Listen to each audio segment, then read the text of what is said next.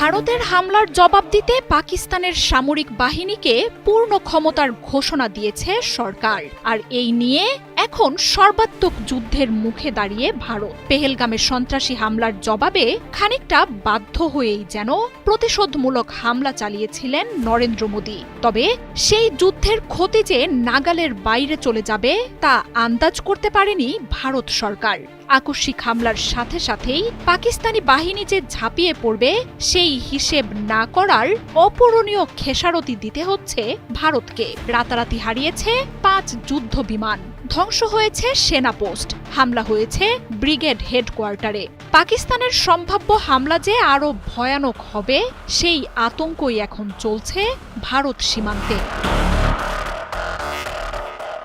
বুধবার রাতের প্রথম প্রহরেই ভারতীয় বিমান আর ক্ষেপণাস্ত্রের হামলায় কেঁপে ওঠে পাক নিয়ন্ত্রিত কাশ্মীর। বেসামরিক স্থাপনায় আঘাত করে ভারতীয় সেনারা। তবে সেই হামলার কয়েক ঘন্টার মাথায় রাতের আঁধারেই পাল্টা আক্রমণের শিকার হয় ভারতীয় সামরিক বাহিনী। প্রতি মুহূর্তেই আসতে থাকে বিমান হারানোর খবর।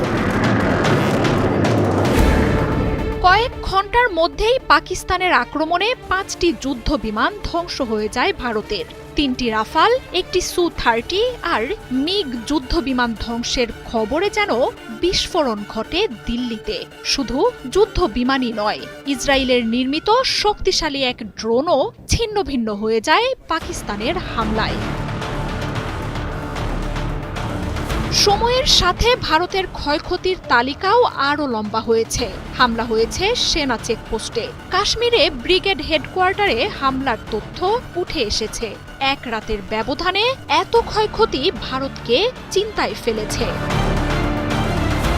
এর মধ্যেই এসেছে আরেক বিস্ফোরক ঘোষণা। পাকিস্তান সরকার সেনাবাহিনীকে ভারতীয় হামলার জবাব দিতে পূর্ণ স্বাধীনতা দিয়েছে। শাহবাজ শরীফের নেতৃত্বে জাতীয় নিরাপত্তা কমিটির বৈঠকে ভারতীয় হামলাকে অ্যাক্ট অব ওয়ার বলে ঘোষণা দিয়েছে সরকার। এই হামলা যে পাকিস্তানের সার্বভৌমত্ব লঙ্ঘন করেছে এমন কথাও জানিয়েছে দেশটি। আর এরপরই ভারতকে জবাব দিতে সেনাবাহিনীকে সবুজ সংকেত দিয়েছেন শাহবাজ শরীফ। তবে হাতের নাগালের বাইরে যাওয়া এমন পরিস্থিতি ভারতকে কিছুটা থমকে দিয়েছে।